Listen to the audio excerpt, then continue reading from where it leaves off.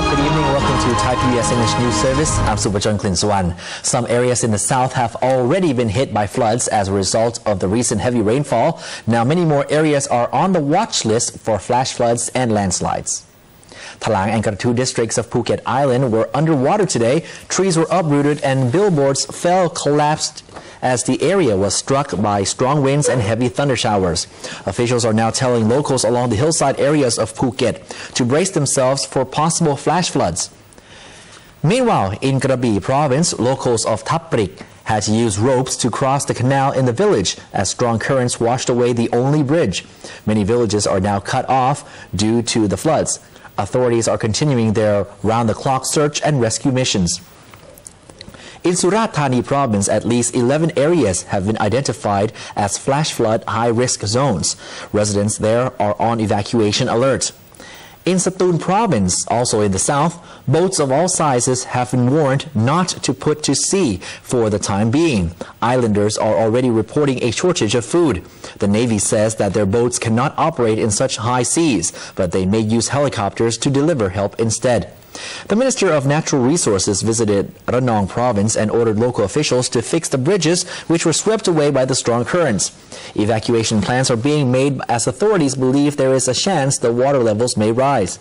Meanwhile, in the east, Chanthaburi province saw floods of 30 to 50 centimeters in some downtown areas. Rain continued to fall throughout the day.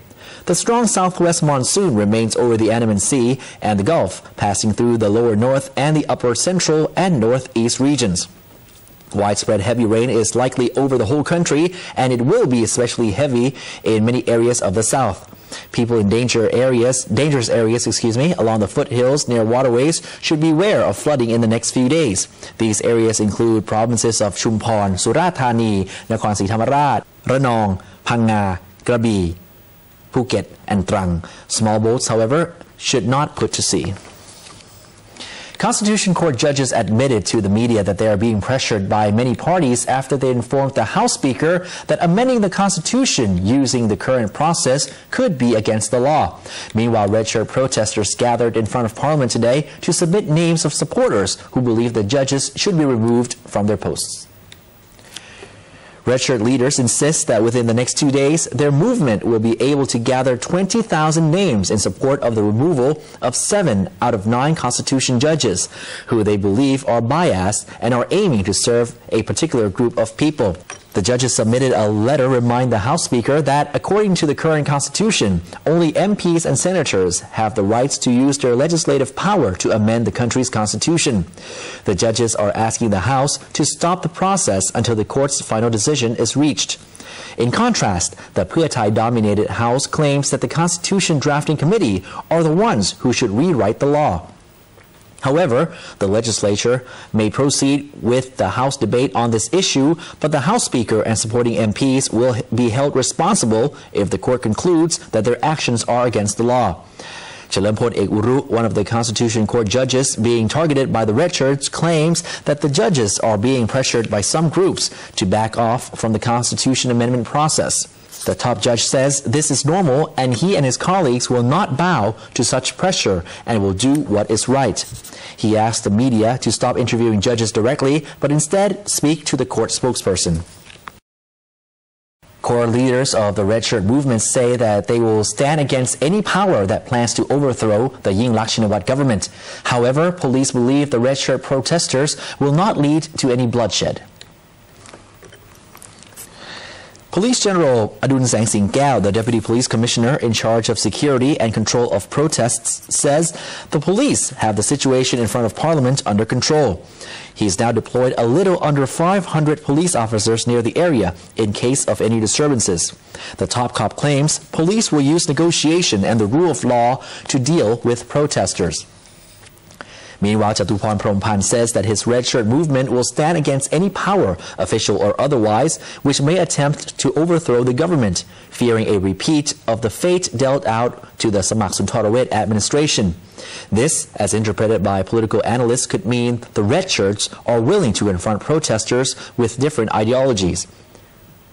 Meanwhile, yellow shirt protesters, or the People's Alliance for Democracy, insists that they are prepared for a long stay if Parliament attempts to debate either the Let's Budget laws or laws which will allow fugitive former PM Thaksin Shinawatra to come back home as a free man. The State Enterprise Policy Committee has handed back the business recovery plan to the Bangkok Mass Transit Authority, including the procurement of NGV buses. Although the committee agreed with the proposal in principle, it is seeking greater detail and clarity from the BMTA. The State Enterprise Policy Committee, which is chaired by Deputy Prime Minister Kittirat Naranong, asked the Bangkok Mass Transit Authority, or BMTA, to outline and clarify the details of this business recovery plan.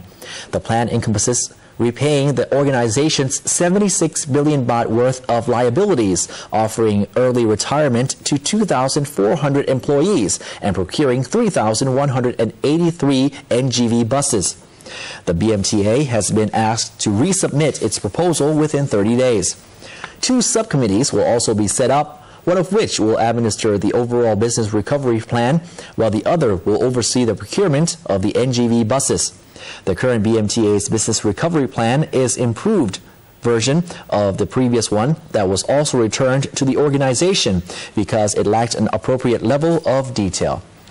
Meanwhile, the Department of Internal Trade plans to increase the number of Thuk Chai, or favorite shops, which sell discounted products in provinces outside Bangkok. This decision came after the department found that merchants in other provinces are more interested in the Thuk Chai scheme than those in the capital city. Since the Commerce Ministry's launch of the Thuk Chai shops in May, there are now approximately 2,000 branches nationwide.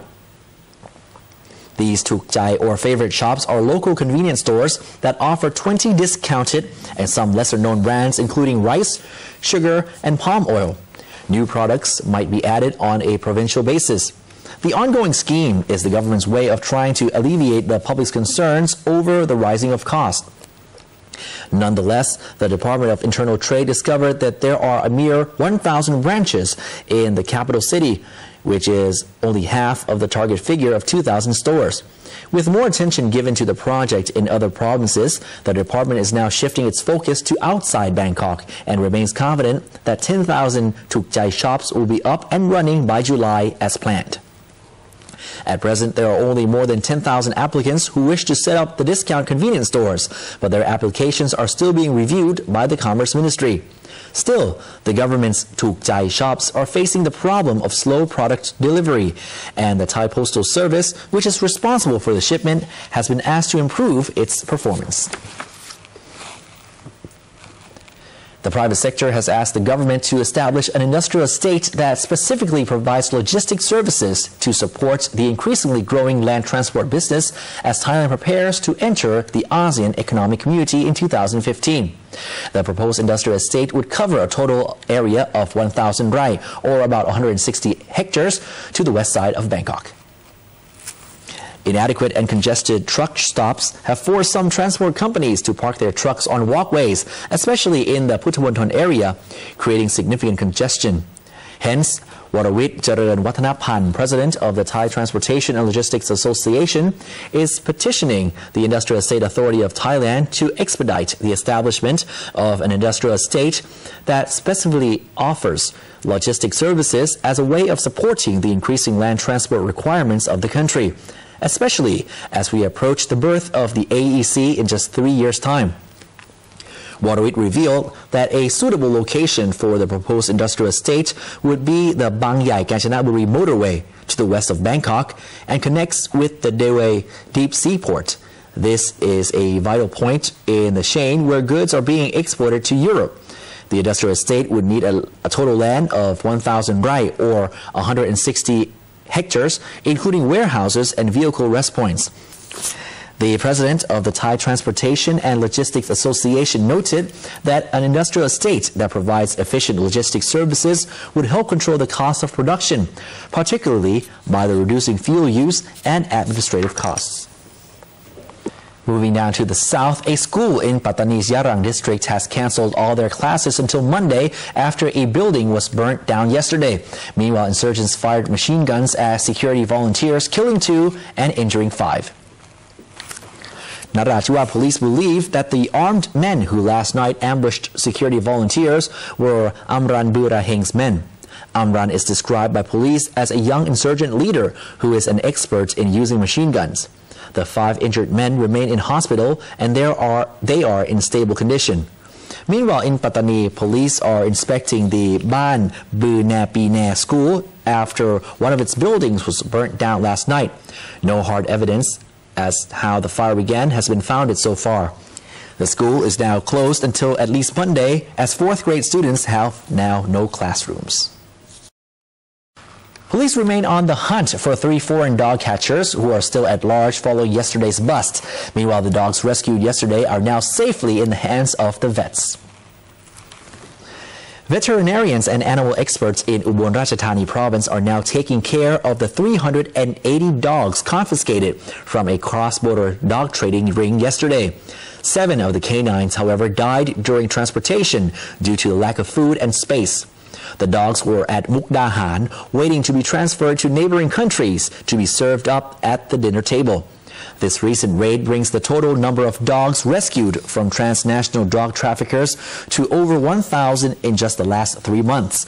There are currently only 15 animal rescue staff working 24 hours a day along the border in the Mukdahan area. 1 dog trafficker was arrested yesterday, while 3 more escaped and are still at large.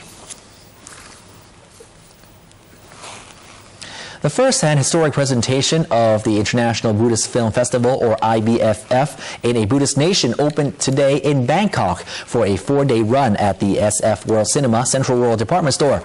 The festival is one of the many events held around the world to commemorate the Samputta Chayanti, which marks the 2600th year of the enlightenment of Lord Buddha. Mr. Santi Opat Pakornkit and Mr. Gateno Kasio Maida, the organizers, told Dr. Rungtip Chodapalai that 15 films based on Buddhist philosophy have been selected from 10 countries to reflect a simple but useful message, not only for Buddhists, but also for anyone who lives their life in the world of materialism. As in Thailand, most of us are, Buddhists. And how do we, as our life and also the condition in daily life now is so different from the past, how do we apply the Buddhism philosophy to our life now? In the past, Thai study or learn Buddhist philosophy with a monk in the temple. Now, as you mentioned, now most of us didn't have enough time to go to the temple, talk to the monk. So Dhamma has to be everywhere. Dhamma has to be whenever we need it. And luckily, Buddhism is the religion that we can take with us. It can be with us everywhere. It can be with us anytime that we want. For us, it's an extraordinary honor to be invited to come to a Buddhist nation. We've presented our film festivals in Europe, in North America, in Central America, and in East Asia before, but never in a Buddhist nation.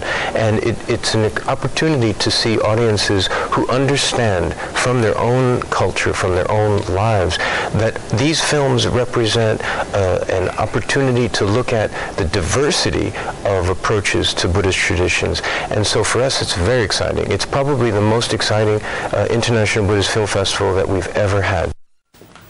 As for the live broadcast of the Euro Football Tournament 2012 in this country, True Visions and Grammy have not yet reached an agreement. Therefore, it is likely that there will be blank screens instead of True Vision's planned broadcast of the live European football.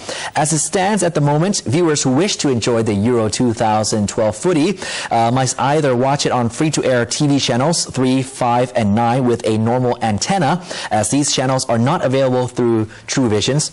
Or you could also use one of Grammy's GMM satellite receiving dishes. That's all the time we have for tonight's edition. We'll see you again tomorrow night. Sawadee krap.